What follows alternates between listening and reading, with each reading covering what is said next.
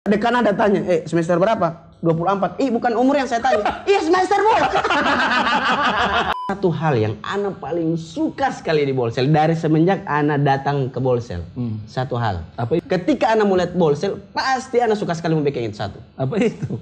Mau mandi di Kuala Duminanga.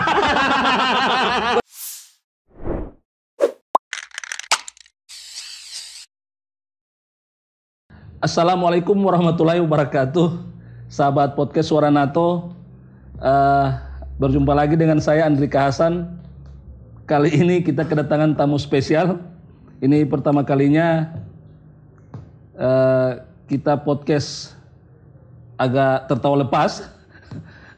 Beliau adalah seorang entertainer, komedian, pebisnis pula, Bung Faisal Abdul Hamid Toa alias Isal Gorapu. Tawo. Tawo. Iya, T-A-W-O. T-A-W-O. Faisal Abdul Hamid Tawo. Oke. Ya, Bung Isal, selamat datang di Bolsel. Apa kabar? Kurang baik karena memang Ana sekarang ini lagi baru sampai dengan perjalanan yang sangat luar biasa sekali. Ketika misalnya mau bajalan ke Bolsel itu, Ya. DP tikungan itu banyak sekali. Tapi sehat kan? Itu dia yang mau jelaskan. Ya. Nah, tapi dengan dengan perjalanan yang penuh dengan lika-liku, apalagi dengan cuaca yang sekarang yang sebentar-sebentar hujan. Tadi ini orang di Jalan Kamari dapat hujan itu sekitar kalau tidak salah 72 kali itu di hujan tadi itu. Masa Iya, 72 kali? 72 kali. Karena orang Jam berapa semalam dari? Kalau semalam orang berangkat dari jam 12:30 pagi. Ya. Ya, jadi berangkat kamar dari situ dari Gorontalo, berjalan kamari banyak tas singgah-singgah. Nah, salah satunya singgah. Termasuk singgah di pos karena PPKM ya di perbatasan. Sebentar, belum di situ cerita. Jadi orang pertama singgah di Tampa pisang goreng dulu, gitu toh. Baru orang singgah di Tampa isi bensin di pom bensin. Nah, selanjutnya orang singgah Basombar gitu. Hujan gitu, orang singgah Basombar. Walaupun naik auto. Tetap orang masih singgah. Tapi luar biasa sekali orang sampai di sini dan ini salah satu kalau mau dibilang set podcast yang sangat luar biasa. Ya, selamat datang di ruang podcast kami, Bung Isal. Jadi ini DP nama apa ini? Suara NATO. Suara NATO. Ya, Bung Isal, ini saya mau cerita, bisa diceritakan ke kita. Oke. Awal karir Bung Isal di entertain. Oh, jadi coba cerita DP awal ini. Iya. Langsung. Kita pengen tahu sahabat sebentar, Suara NATO pengen tahu. begini dulu. Anak kan tamu datang ini. Ya. Anak kan tamu datang. Nah, Ana mau tanya dulu. Sebenarnya Anda dulu yang bertanya. Begitu, boleh kan? Saya host. Iya. Saya DP host. Tapi kan Ana sebagai tamu bisa juga kan mau Ya, bertanya. boleh. Kenapa DP nama sampai jadi Suara NATO? Suara NATO. Jadi Suara NATO itu adalah suara kita. Torang pesuara. NATO NATO itu kita, suara itu suara. bahasa dari mana? Itu bahasa Bolango. Jadi bahasa termasuk salah satu suku besar yang ada di Bolang Mongondo Selatan. Jadi di Bolang Mongondo Selatan ini ada 3 suku besar, dominasi Gorontalo, kemudian suku Mongondo dan suku Bolango di ibu kota ini. Oke. Ya. Jadi jadinya ini podcast Suara NATO, suara kita. Awalnya ini memang radio, kita pengen bangun radio di ibu kota, cuman karena sekarang mengikuti era digitalisasi kekinian podcast ya itu yang kita coba buat. Oke, pertanyaan. Iya.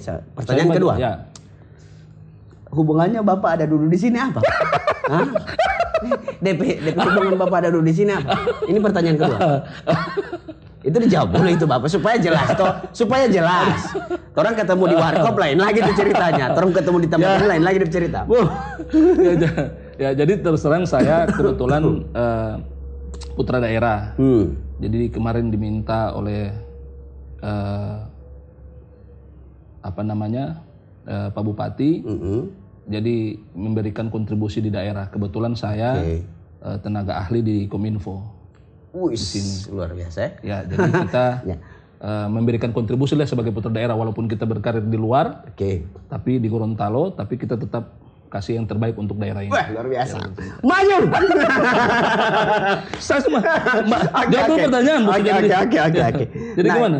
Ini awal perjalanan karir kan ini kita bercerita tentang apa namanya brand Isal Gorapu dulu. Yes. Oke, kita bercerita tentang Isal Gorapu ini dari mana toh? Ya. Sampai dikenal di mana-mana begitu kan. Maksudnya tidak dikenal di mana-mana sekali juga kan. Cuma artinya Indonesia Timur lumayan itu sudah dikenal. Oh, berarti Bapak ini bicara dapil. Bukan. Saya lihat subscribernya sudah hampir 80.000 itu. Tapi itu ngaruh di dapil, Pak. Oh, begitu ya? Iya. Ya. Jadi bagaimana kira-kira? Tinggal kita tentukan saja. Per kepala berapa? Oke.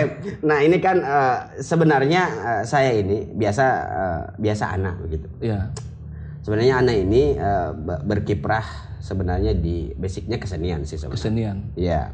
Jadi anak sebagai akademisi seni yang dicetak dari seorang apa begitu ya? Dicetak dari satu wadah kesenian menjadi orang yang berbasic pendidikan seni untuk pendidikan. Jadi anak ini sebenarnya sarjana pendidikan seni. Oh begitu ya? Seharusnya ada di sekolah. Seni. Ini di jalan, Pak. Terus itu Gorapu itu, kata Gorapu itu apa maksudnya? Oh, Gorapu jauh, Pak. Jauh sebelum ini sarjana seni ini kesenian ini dulu. Begitu ya, ini dulu ya. Kan Bapak cerita yang awal ini. Iya. Awal ini dari mana kan? Seni itu apa saja yang digeluti? Oh, banyak. Seni koprol. Sampai sekali itu, Pak. Oke. Iya. Terus. Nah, jadi awalnya itu memang Ana belajar seni, kan seni di situ ada tiga. Di jurusan seni itu yang Ana sekolahkan ada tiga, ada seni drama, seni tari, sama seni musik. Tari juga ya? Oh, tari sob, tari. Jadi guru tari, Pak. Terus. Tapi memang basicnya secara apa ya? Secara akademis. Akademis yang semuanya itu harus include semua. Cuman memang ada konsentrasinya, ada konsentrasi. Anak lebih memilih konsentrasinya di bidang drama. Drama ya. Oke, di bidang drama. Jadi apa ya? Di awal-awal itu anak sering pokoknya di dalam perkuliahan itu, mau yang apa namanya, yang kegiatan dalam kampus maupun yang di luar kampus, anak itu sering terlibat dalam produksi kesenian. Nah, jadi Ana terlibat di produksi kesenian selama Ana berkiprah di akademisi seni itu. Nah, setelah itu Ana belajar bagaimana tentang ini mau produksi pertunjukan seni ini seperti apa. Kan biasanya kalau misalnya mau pertunjukan itu orang harus berhubungan dengan izin pemakaian tempat, terus persiapan segala macam. Iya, talent juga yang mau tampil apa segala macam. Panggungnya juga harus seperti apa. Kadang di situ Ana jadi apa ya? Jadi ketua panitia. Yang ketua gitu. Semua jadi, ketua. Iya. Jadi kadang Anda belajar dari situ untuk materi apa namanya? Materi tentang keseniannya memang Anda dapat di bangku kuliah. Cuman itu teori ya, teori. Tapi untuk praktiknya itu lebih banyak praktik sih sebenarnya waktu dulu Anda masih kuliah. Jadi dulu penggunaan Isal Gorapu itu atau masih belum. Waktu itu Ana di apa namanya, di jurusan maupun di fakultas itu Faisal. Nama panggilannya masih Faisal. Nama panggilnya Faisal atau Isal. Nah, di situ memang sudah ada ini cikal bakal Ana mau bikin satu grup. Oke, cikal bakal menjadi satu grup ini. Tapi Ana belum tahu mau bikin grup apa itu. Pokoknya grup seni. Grup seni. Nah, memang konsentrasi Ana di bidang drama. Cuman lebih drama ini kan ada macam-macam. Ana itu lebih ke komedi. Drama komedi. Nah, Ana paling suka sekali mau nonton komedi. Terus mau bikin pertunjukan komedi. Ana paling suka sekali. Masih ingat komedi apa pertama waktu itu, Bung Isal? Dulu itu Ana pernah memainkan komedi. Kalau di drama memang ada naskah-naskah, kan kita mau pentaskan ini. Ada naskah-naskah, memang naskah-naskah konvensional. Dan itu orang pentaskan secara genrenya genre komedi. Cuman memang ada komedi yang memang langsung tiba akal langsung pertunjukan begitu. Ya. Dan alhamdulillah Ana mendapatkan Ana punya jalan sendiri di bidang komedi itu. Dulu waktu zaman kuliah Ana sempat bikin grup lawak. Nama grup lawak? Isal CS dulu, belum ada nama. Masih Isal CS. Grup lawak Isal CS dari Fakultas Sastra dan Budaya UNG. Gitu. Jadi sering-sering orang sering-sering orang tampil-tampil di acara-acara yudisium fakultas, orang tampil di acara di Senatalis kampus, macam-macam. Nah, dari situlah geliat komedi ini lebih intens lagi. Ana memainkan ini peran-peran komedi dimanapun. Mau di organisasi kah, mau ada rapat-rapat di organisasi, Ana sering bawakan itu karakter-karakter komedi. Ya. Karena memang waktu di zaman kampus itu kan teman-teman yang aktivis, ada yang aktivis, ada yang aktivasi, ada yang sonon aktif. Makan rupa-rupa. Ya. Ini organisasi yang sangat luar biasa sekali. Di kantin baca cerita tentang negara, isu apa ini segala macam. Negara ini mau dibuat apa? Ricky ini nasi kuning belum tentu mau bayar. Harus baca cerita negara. Tapi itulah pembelajaran. Nah, memang ada anak teman-teman seperti itu. Ya. Tapi anak sendiri lagi begitu. Nah, dengan model dengan model. Tapi aktif juga di situ dengan teman-teman itu. Di organisasi. Di organisasi tergantung. Karena ada 3, yang aktivis, ada yang aktivasi, ada yang sonon aktif. Jadi tergantung di situ. Pada saat itu mau jadi apa? Gitu. Nah, seiring waktu berjalan, Ana lebih aktif lagi di organisasi, di Badan Eksekutif Mahasiswa di BEM. Ya. Belajar bagaimana koordinir massa, apa segala macam. Orasi juga. Orasi. Tapi lebihnya ke orasi-orasi. Kalau misalnya teman-teman yang aktivis, lebih ke orasi yang hari ini kita turun ke jalan betul memang ada turun di jalan di atas mobil ya, di atas mobil. Nah, Ana sering kalau misalnya ada aksi-aksi begitu, Ana pilih untuk koordinir. Bukan, Ana pilih untuk bacakan puisi begitu kan. Iya. Nah, jadi teman-teman habis bawa orasi lebih dramatisir ya. Bikin teatrikal, jalan begitu. Pokoknya itu penanggung jawab Isal. Nah, untuk bikin teatrikal atau drama-drama di baca puisi di aksi itu.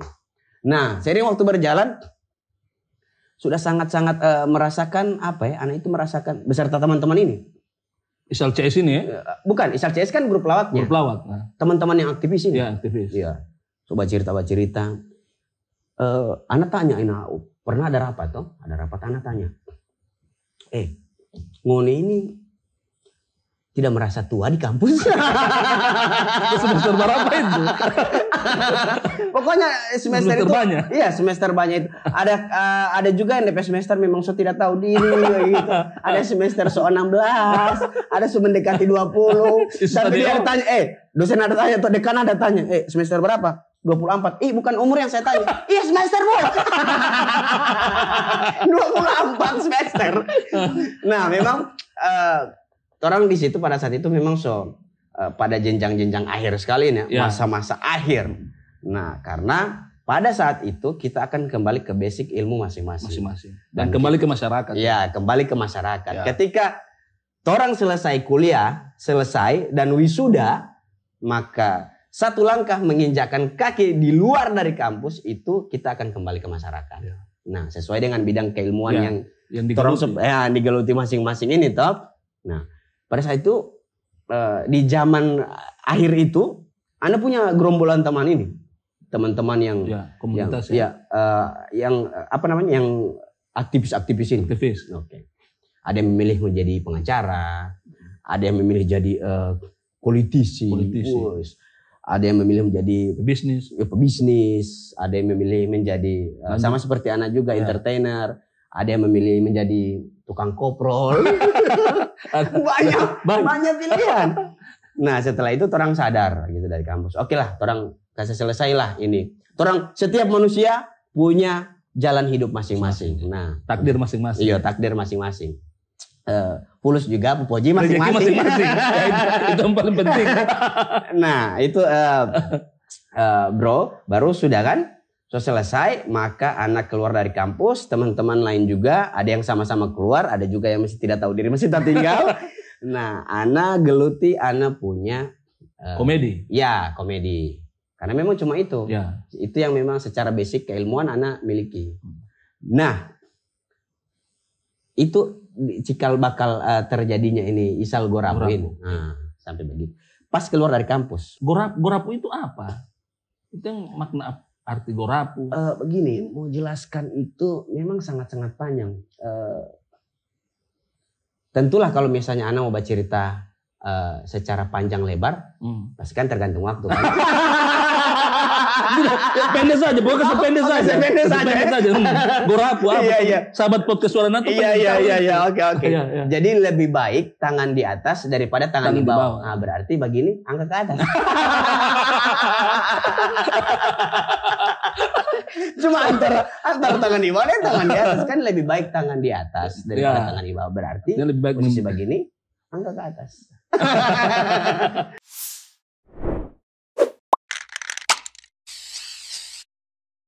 Oke. Gorapu. Setelah Ana selesai itu, maka Ana ditawari oleh salah satu perusahaan swasta. Ditawari oleh salah satu perusahaan swasta. Pada saat itu, ini perusahaan swasta ini marketing, Pak. Oh, perusahaan bergerak di bidang apa itu? Otomotif ya. Ini marketing toh. Jadi Ana lagi merenungi. Anak ini belajar dari semester 1, belajar tentang produksi seni tari, drama. Seni musik, seni drama. Baru coba jual-jual auto ini. Baru ada tawaran dari perusahaan otomotif. Kan itu Pak pikir, bagaimana ini? Tapi pada di hati kecil Pak itu langsung Pak pikir mungkin ini jalan hidup. Ya. Woy. Kadang hidup tidak linear. Iya, kadang hidup tidak linear toh. Jalani. Iya, harus terang jalan. DP ilmu apa, DP yang dikerjakan apa. Itulah, tinggal kan tergantung waktu kan. Tergantung waktu ini, Bos. Baru-baru. Ana terimalah tawaran itu. Terimalah bekerja ya? Iya. Terimalah tawaran itu dan di situ Ana tanya dulu sebelum Ana masuk. Jadi ini anehnya begini, Bro. Ditawari oleh perusahaan itu, langsung dia suruh bikin surat lamaran, DP besok kerja. Masuk kerja. Nah, pada saat itu tapi sebelum Ana masuk kerja, Ana tanya dulu, Ana ini mau kerja di perusahaan itu sebagai apa job desk-nya bagaimana? Ya. Gitu kan. Jadi di situ Ana dikasih job desk untuk mengurusi promosi, bidang promosi. Nah, promosi marketing.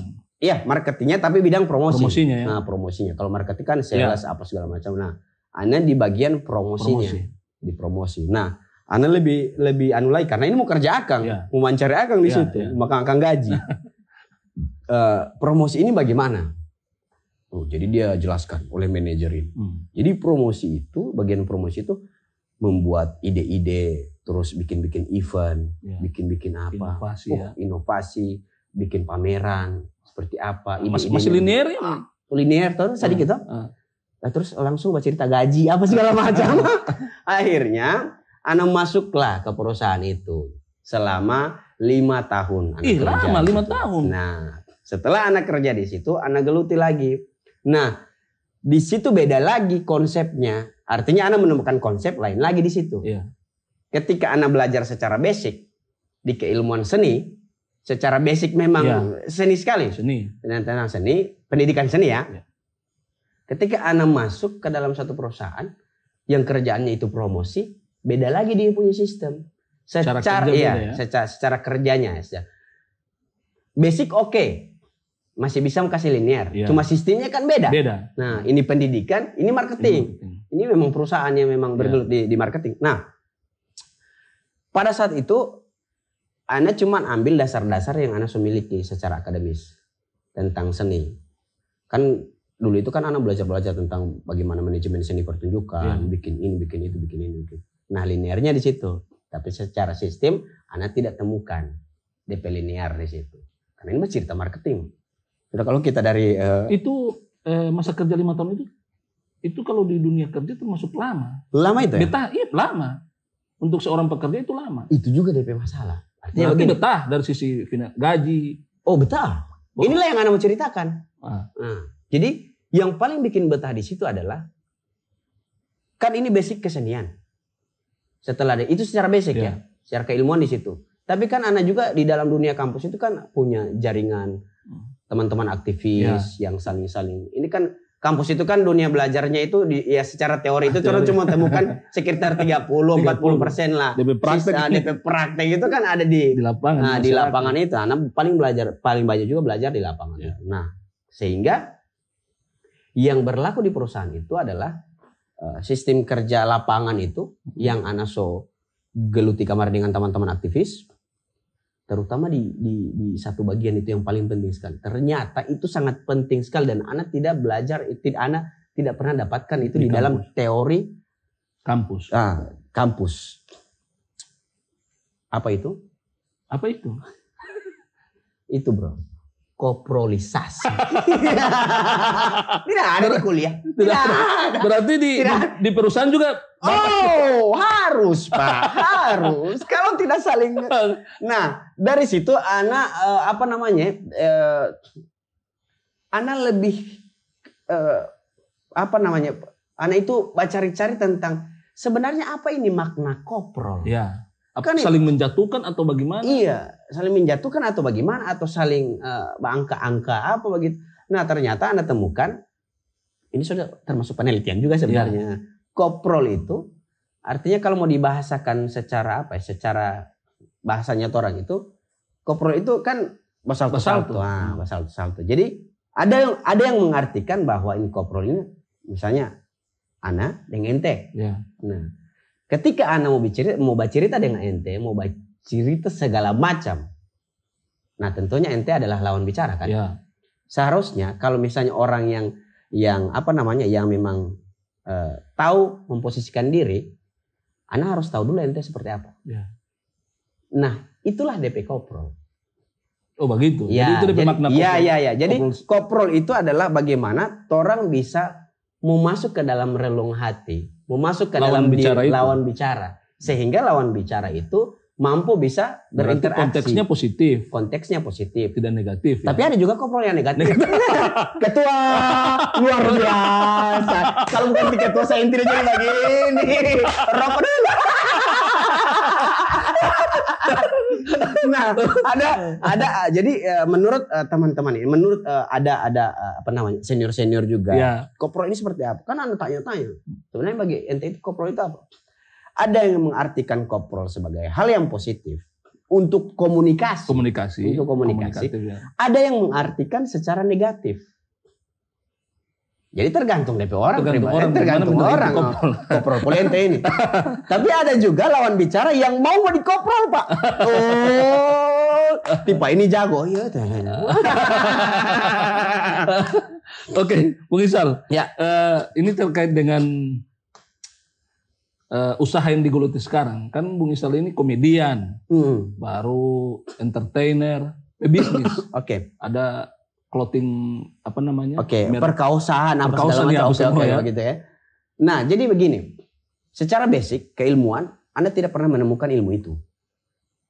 Secara basic keilmuan ya. Kemarin kan memang pada awalnya kan memang Anda basicnya cuman kesenian doang ya. Setelah Anda masuk ke dalam satu perusahaan itu, perusahaan otomotif, Anda temukan ilmu baru. Nah, ilmu marketing, produk, knowledge produk, pemasaran, promosi. Coba cerita profit ini ya. Bercerita. Ternyata. Nah, seiring waktu berjalan, Anda belajar tentang marketing, tentang pemasaran, tentang promosi, dan Anda juga belajar bagaimana membuat satu beberapa karya yang memang bikin ya bisa dikatakan popularitas bikin local branded. Ya, bisa dikatakan begitu ya. Sebelum ke bisnis yang Ana bikin sekarang ini. Jadi Ana bikin konten-konten dulu. Konten dulu ya. Ya. Ana bikin konten-konten, Ana belajar bagaimana bikin konten, terus itu alhamdulillah diterima di kalangan masyarakat. Walaupun viewers. ada kontroversi ya, ada biasa. Ya memang seperti itu. Semakin tinggi anti naik, maka bensin juga akan. Oh, berarti konten itu duluan daripada bisnis ini? Iya, Anda bikin konten-konten dulu. Nah, sambil Anda belajar tentang marketing di perusahaan ini. Karena memang Anda langsung masuk jadi penanggung jawab promosi apa segala macam tuh. Berarti sementara bekerja, sementara bikin konten juga. Oh, pada saat itu malahan Anda sementara menyiar radio. Jadi memang waktu so memang kalau 2 radio. 1 minggu Anda harus menyiar 2 radio. Paginya kerja. Di sela-sela jam-jam tidak ada jadwal siaran malam, Anda tampil-tampil kafe-kafe, ngeband, MC, apa segala macam. Jadi memang seiring waktu berjalan. Nah, dari situ Anda temukan juga lebih banyak lagi circle, lingkaran dari pertemanan Anda ini. Karena memang kenapa seperti itu? Anda itu di satu perusahaan itu yang kemarin itu memang Anda itu penanggung jawab promosi dan mitra dari komunitas motor, bikers. Karena memang ini perusahaan motor. Nah, ya jadi Anda penanggung jawab, jadi mitra kerja. Berarti dari situ itu udah mulai peluang itu bisnis. Bisnis dari situ. Seiring dengan popularitas juga, orang tahu penyiar, orang tahu pelawak, apa segala macam. Nah, ketika ini komunitas motor ini Anda sudah tahu, dia punya brotherhood, pertemanan di mana-mana, terus pokoknya begitu, sampai circle itu lain lah. Anda temukan di situ bukan dulu kan kalau macam ini ada mahasiswa baru begitu, banyak begitu kan, tapi masih di dalam kampus, organisasi, tapi masih di dalam kampus. Ini sudah dengan latar belakang berbeda-beda, profesi yang berbeda-beda.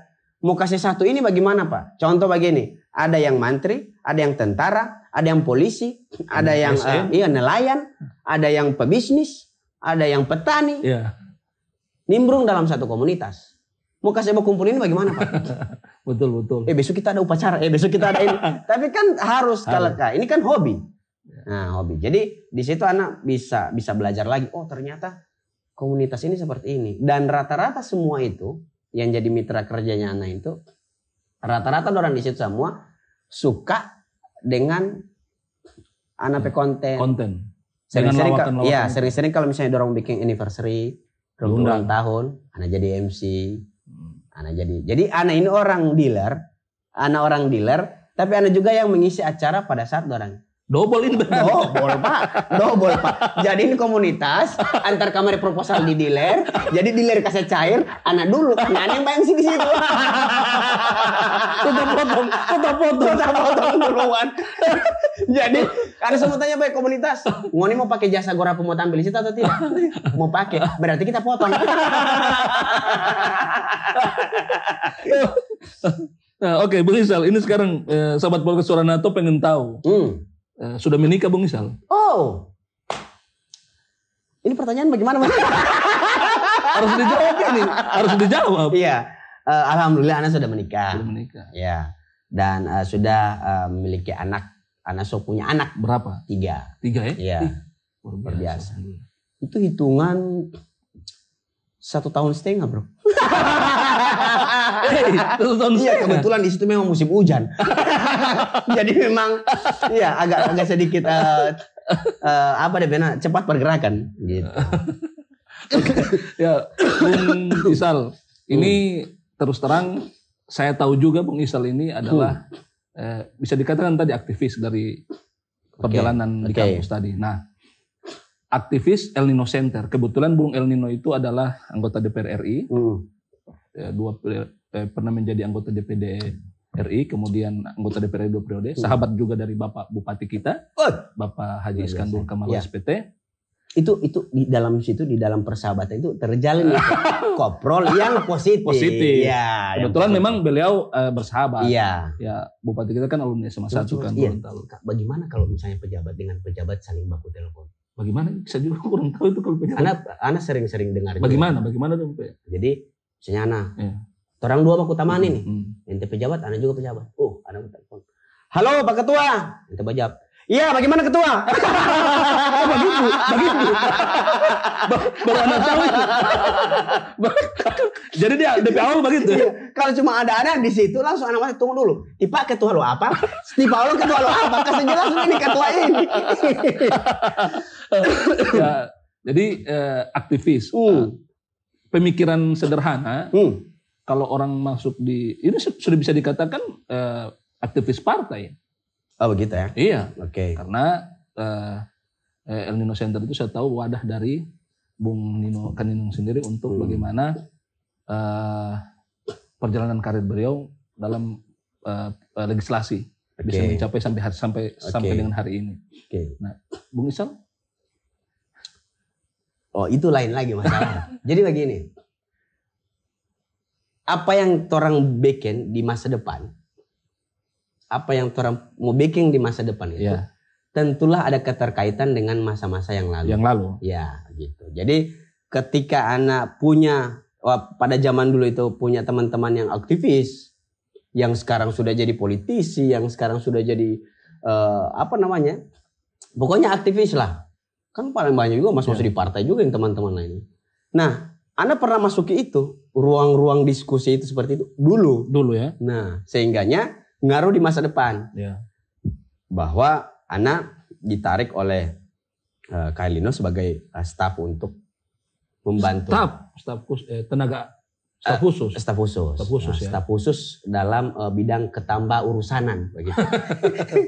Kalau boleh tahu sama-sama beliau itu di periode pertama DPD atau sudah di sejak kapan? Iya, jadi kalau dengan Kak El Nino itu sudah lama. Waktu zaman Ana masih kuliah juga, Ana sering juga dengan beliau. Nah, ikut-ikut apa segala macam. Tapi so intens ini sekarang ini.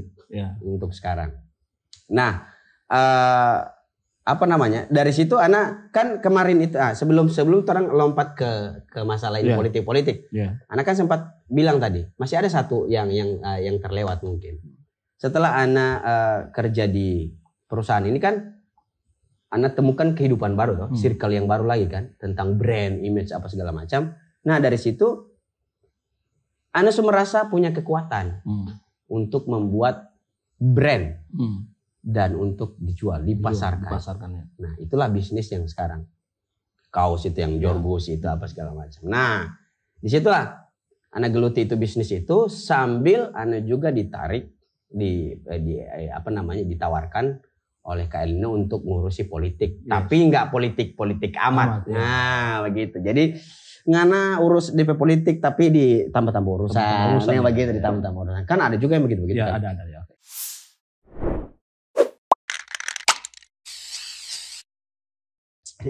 Bung Isal. Tahu Bolsel kira-kira dari mana Bung Isal? Oh, ini lagi lain cerita ini.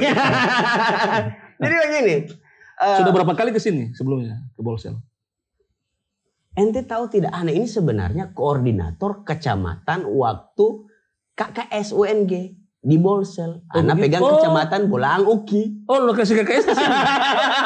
Jadi kalau ente cuma baca cerita jembatan Milang udah ada putus, Ana 3 kali 4 kali pernah lewat di bawah, Pak. Orang lalu itu pernah aku pegang, Pak. Ana dengan Wira Bijuni. Walpri Pak Bupati sekarang. Jadi memang perjalanan ini Ana memang punya teman-teman di sini. Ana juga ada paguyuban Bolsel juga kan dulu. Jadi tidak sering memang Ana kasih materi juga untuk teman-teman yang mahasiswa ya. Dari Bolsel. Ya, dari Bolsel. Dan kebetulan ini Wira Bijuni sama Jelvi Jauhari. Orang ini satu angkatan. Satu angkatan kamar itu orang ini. Satu angkatan kamar itu orang ini dan pernah terlibat di berbagai macam aksi-aksi di kampus dulu. Sehingganya kalau mau baca cerita Bolsel, keterkaitan secara emosional itu dekat sekali. Tadi malam mana lihat di perbatasan? Baru PPKM? Ya PPKM. Cuma ada tanya tuh, dorang ada tanya di perbatasan. Sudah vaksin? Dia tanya begini, Isal mana? Ada tidur Pak? Oh iya. Terlewat? Dia tanya kalau sudah vaksin? Ya, tak lewat. Karena memang dia bilang anak supir bilang ada tak tidur. Oh iya. Baru dia bilang kamar, nanti balik kamari juga, nanti balik kamari baru mau vaksin. Bung Isal, ini Bolsel ini kan kita banyak objek wisata, spot-spot. Kira-kira Bung Isal tadi saya bilang dari dulu. Iya. Pernah di sini ya. Objek spot apa yang pernah dikunjungi di Bolsel? KKS itu waktu KKS itu bukan waktu yang sedikit, bisa 3 sampai 6 bulan. Iya, 3 bulanan. 3 bulanan. 3 bulanan pada saat itu. Dan selama 3 bulan itu anak jarang pulang Gorontalo. Berarti stay. Karena pada saat itu posisinya begini. Anak itu sebagai koordinator kecamatan Bulauki ya. Wira sebagai koordinator kabupaten. Dan juga ada kecamatan Pinolsian Timur juga kan. Ya. Jadi yang sering dekat dengan Wira ini kan koordinator kabupaten berarti seluruh kabupaten Bolsel kan. Nah, yang sering jalan dengan Wira ini anak. Jadi walaupun anak ini koordinator kecamatan Bulauki, tapi sampai Pinolsian. Pernah di spot mana yang pernah dikunjungi di objek wisata? Objek wisata, anak lupa DP nama-nama itu anak lupa karena memang berapa tahun lalu orang ini berapa. Sekarang banyak. Banyak ya. Untuk diving, untuk spot diving ada ya? Ada spot diving, banyak, hampir setiap desa ada kita spot diving. Oke. Jadi ada dive center juga di sini di ibu kota. Terus ada yang terbaru ada para layang. Jadi Bolsel itu merupakan lokasi yang paling bagus di 15 kabupaten kota untuk para layang. Ada 2 kabupaten, salah satunya Bolsel. Begitu ya? Ya, kemudian objek-objek wisata mangrove banyak. Hampir setiap desa itu mangrove kita. Alhamdulillah sekarang itu salah satu leading sektor orang untuk bisa bagaimana Bolsel bisa dikenal di luar. Pantasan Bapak di sini harus dikunjungi, Bapak harus kunjungi itu. Pantasan Bapak di sini terus. Jadi mungkin Bapak punya pergerakan di masa depan atau gitu. Nah, ini anak mau tanya. Anak bertanya ini. Jangan sayang ho. Nah, anak cuma mau tanya tentang ini spot diving ini, spot-spot wisata lain ini. Baru sekarang bagaimana dengan adanya ini pandemi? Bagaimana DP? Ya, geliat objek wisata di Bolsel walaupun pandemi tetap ada. Jadi di lokal itu khususnya masyarakat Bolsel yang di lokal sendiri ya, tetap kita ada kunjungan wisata di weekend. Jadi ke wisata mangrove, kemudian ada Transpatoa, ada di Tabilaa, desa Tabilaa juga ada. Kemudian wisata religi. Nah, itu yang ente pernah bilang ke anak. Ya, wisata religi. Ini blok plan Panango ini, di sini kita dibangun ada gereja, ada masjid, ada pura. Itu sebagai bentuk. Salah di satu tempat. Di satu tempat. Ini blok plan ini kawasan perkantoran Panango, Bupati, perkantoran Bupati dan Wakil Bupati. Oke. Jadi satu tempat ada perkantoran, kemudian ada tempat ibadah. Tempat ibadah. Ya. Oh, jadi ada masjid, ada gereja, ada pura. Gereja, ada pura. Karena ini bentuk kerukunan umat beragama. Itu dicetuskan oleh Bapak Bupati terpilih pertama, Bapak Haji Herson Mayulu, dan almarhum Bapak Samir Badu.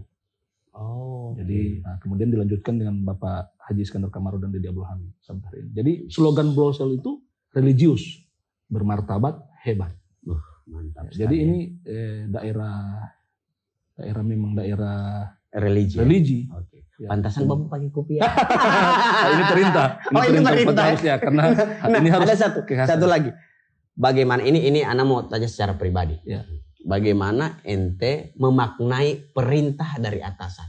Ya. Jadi sebagai di mana-mana bawahan itu harus menjalankan perintah atasan. Oke. Ya, jadi ini kan podcast yang kita bangun ini, podcast Suara NATO ini kan salah satu bentuk bagaimana untuk mengenalkan daerah ini keluar. Oke. Ya, jadi Bolsel bisa dikenal dengan begitu banyak. Oke. Kelebihannya. Kita leading sektor kita pertanian dan perikanan, kelautan, pariwisata juga salah satunya. Oke. Bisa dikata potongan surga kecil yang jatuh ke bumi. Bolsel luar biasa. Spot ya. Ya. Spot-spot itu memang ya. underwater. Nanti suatu saat Bung Isal harus coba itu. Iya. Ada instrukturnya ada di sini, teman-teman banyak. Insya Allah saya menunggu waktu yang pas ketika Bapak Insya Allah jadi bupati di sini. Amin. Siap Pak Ketua. Ini Bung Isal, saya mau tanya tanggapannya. Bolsel itu kan dengan Gorontalo itu hubungan emosional kuat sekali. Oke. Tanggapan Bung Isal bagaimana terkait hubungan emosional ini? Karena masyarakat Bolsel itu hampir 60-70% ya Gorontalo. Oke. Suku terbesar. Oke. Yang anak takut begini Pak. Bagaimana? Kalau anak mau cerita tentang bagaimana menurut anak tentang ini Bolsel dan Gorontalo, masyarakat akan mau terpandang boleh di sini boleh. Asik. Jangan-jangan deh ini, jangan nyantai sama orang boleh ini Mbak calon boleh di Bolsel Pak. Jadi dorang-dorang Wira Bijunim, Jelpi Jauhari, tidak boleh. Bukan putra daerah. Nah, kalau Ana memaknai ini hubungan emosional antara Gorontalo dan Bolsel ini sangat-sangat sederhana. Dari sisi manapun. Begitu ya. Dari sisi manapun, Ana pernah bergelut juga di Bolsel dan pernah kerja juga di Bolsel walaupun masih dalam dalam kemahasiswaan dulu, kegiatan kemahasiswaan dulu. Cuma memang Ana merasa dekat itu karena contoh beginilah, sangat sederhana. Ketika Ana mau ke Sulut, mau ke Manado, Ana paling suka mau lewat Bolsel daripada lewat sana lewat utara. Ana suka lewat selatan. Kenapa? Alasannya apa? Karena ada rumah Lejepri, ada rumah Lewira.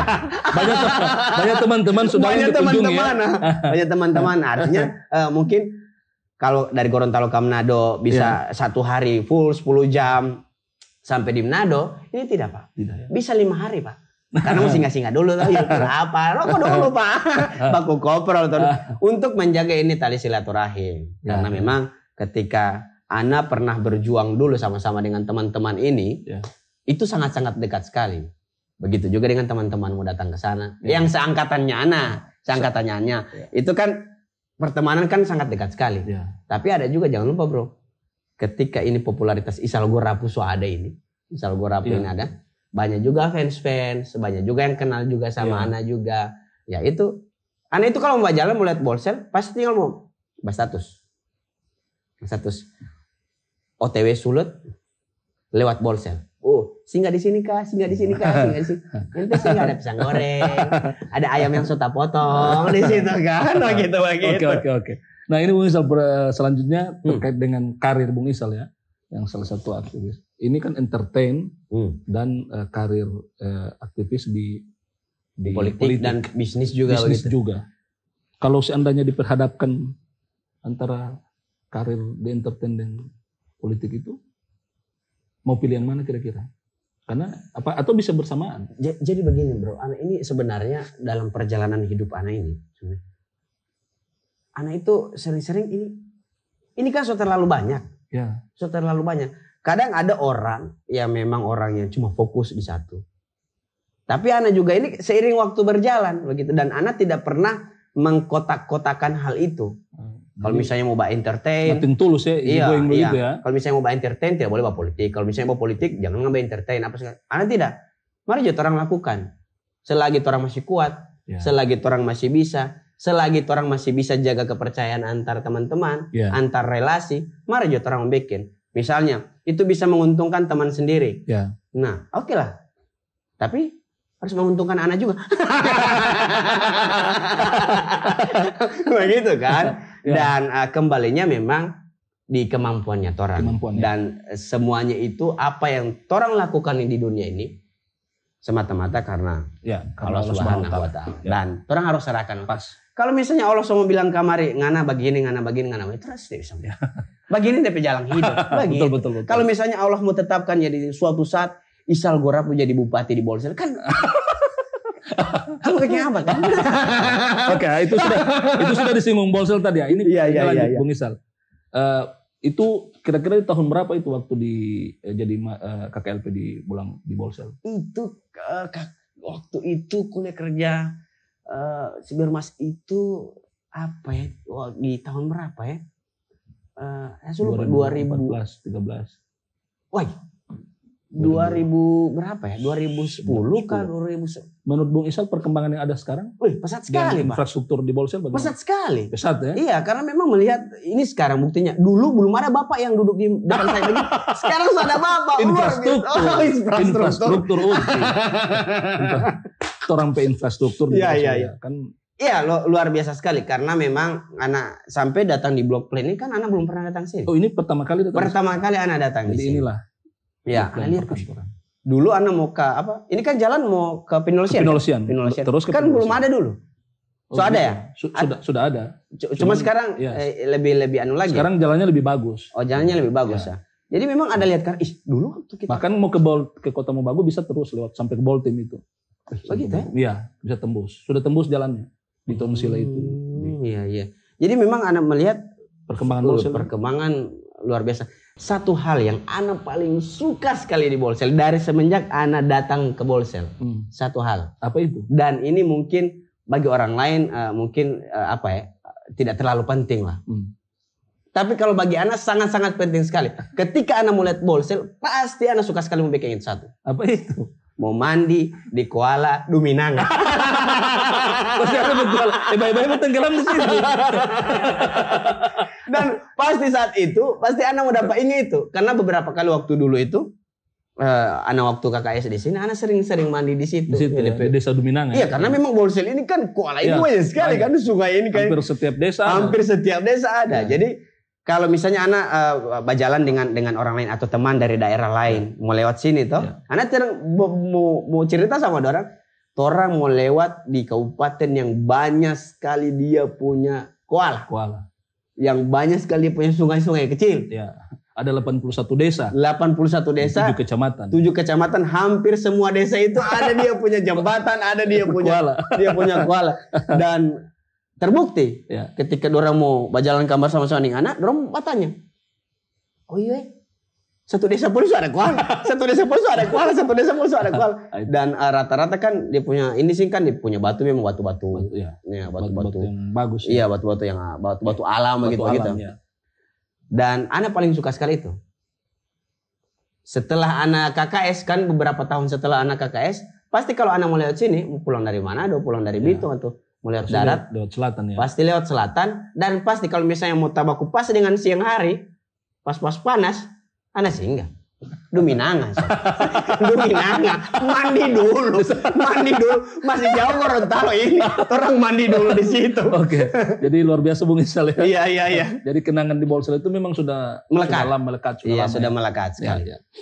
Ini harapan untuk generasi milenial Bung Isal. Harapannya ini kan sekarang ini generasi PUBG, Free Fire, Gen Z, Gen Alpha ya. Iya, untuk hal positif kira-kira ini Bung Isal ini kan bisa dikatakan trendsetter karena sering bikin konten kreator terkait dengan apa namanya bisa dikatakan YouTuber lah. Konten kreator ya. Nah harapan itu sebenarnya sederhana. Apa itu? Yang paling pertama, setiap anak mau datang ke Bolsel, Ana harus ketemu Pak Bupati. Supaya cair, Bos. Kode ini. Pak Bupati luar biasa. Itu yang paling pertama. Harapan. Setiap singgah di Bolsel atau setiap memang mau datang ke Bolsel. Perasaan tidak linear di anak pertanyaan ini. Ini kan anak ente bertanya tentang apa anak harapan. Itu anak harapan yang paling di dalam lubuk hati yang paling dalam. Anak kalau mau singgah di Bolsel harus ketemu Pak Bupati. Supaya bisa memberikan penghormatan, Pak. Luar biasa. Saya lewat di Bolsel lagi, Pak. Pikir kamar Pak, jauh ini perjalanan.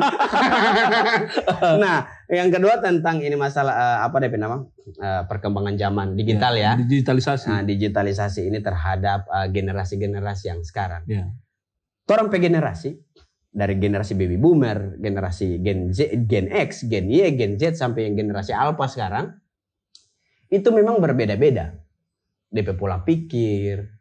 Nah sekarang yang Gen Y kan orang di Gen Y itu kan orang yang milenial kan. Nah milenial itu kan dia punya range umur itu kan yang paling muda 25 tahun, yang paling tua 43. 44. Orang masuk di situ. Ya, orang masuk di Gen Y. Nah adiknya orang ada Gen Z. Gen Z itu di usia berapa itu ya? Di usia yang setelah itu. Berarti 20 tahun ke bawah. Nah Setelah itu ada generasi yang alpha. Yang alpha ini yang sekarang ini yang kalau dalam istilah ini bocil. Bocil.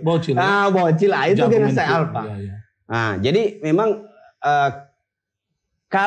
kalau ente mau tanya tentang apa DP harapan tentang generasi yang sekarang ini, banyak yang harapan di generasi yang mana?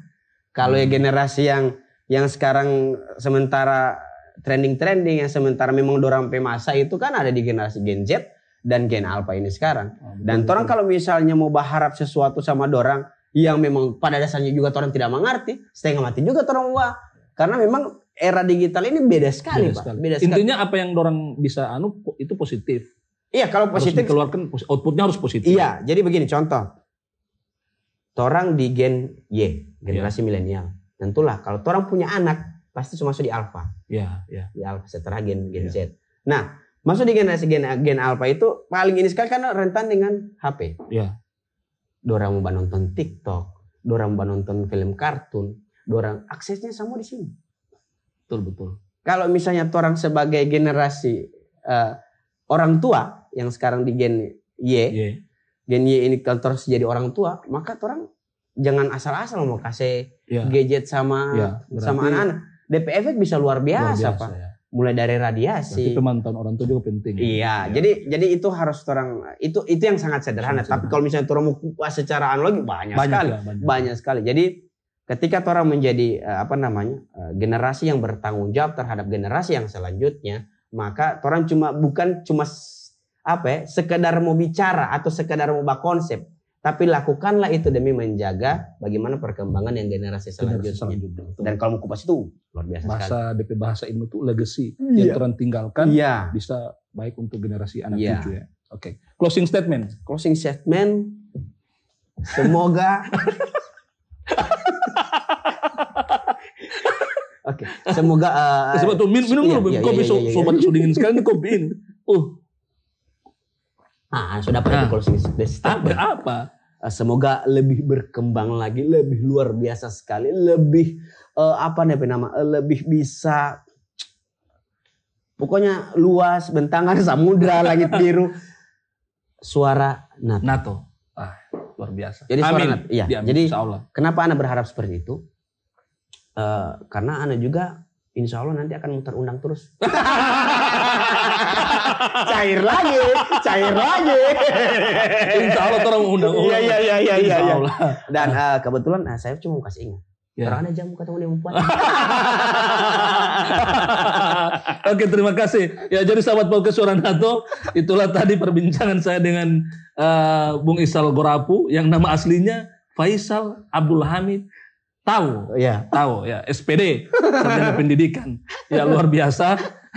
Terima kasih Bung Isal sudah hadir di podcast kami. Ya, saya Andrika Hasan undur diri bersama Bung Isal Gorapu. Assalamualaikum warahmatullahi wabarakatuh. Salam sehat.